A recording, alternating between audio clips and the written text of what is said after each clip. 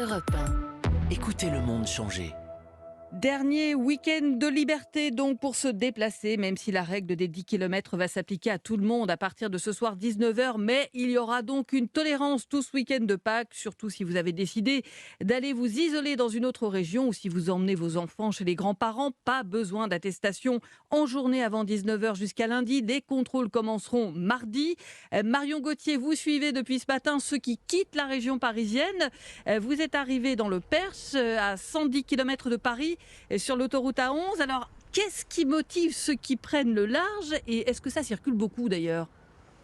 Alors, le trafic est plus que fluide, hein. J'ai passé sans attente le péage de Saint-Arnoux, des gendarmes, mais aucun contrôle. De quoi rassurer les automobilistes qui n'ont pas de motif impérieux de déplacement, mais seulement l'envie d'un dernier week-end de liberté et d'ériodé pour Fabienne et Joss. Comme on a eu le feu vert, donc on s'est dit on va y aller, on va profiter avant de rentrer à la maison pour pouvoir travailler avec les enfants, ce qui n'est pas évident. Là, on a dit bon, il faut qu'on s'en aille pour respirer un peu, quoi.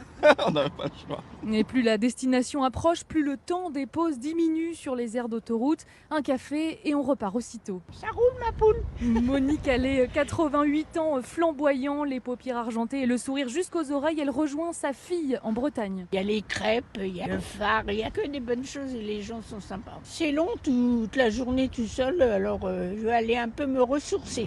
Et pour certains, Pâques, ce sera un aller-retour express pour récupérer les petits-enfants et leur épargner les appartements, le télétravail des parents. Marcel, ses deux petits-fils à l'arrière, se dit en mission d'exfiltration. Quand le président a parlé de confinement, les téléphones ont crépité.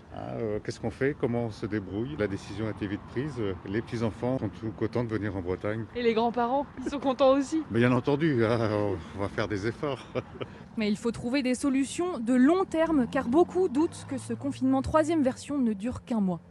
Marion Gauthier sur l'autoroute A11 dans le Perche et qui va poursuivre son périple et que l'on retrouvera bien sûr tout au long de la journée. Du monde aussi attendu dans les gares, 600 000 personnes à bord des trains ce week-end, mais c'est 2 fois moins qu'un week-end pascal normal.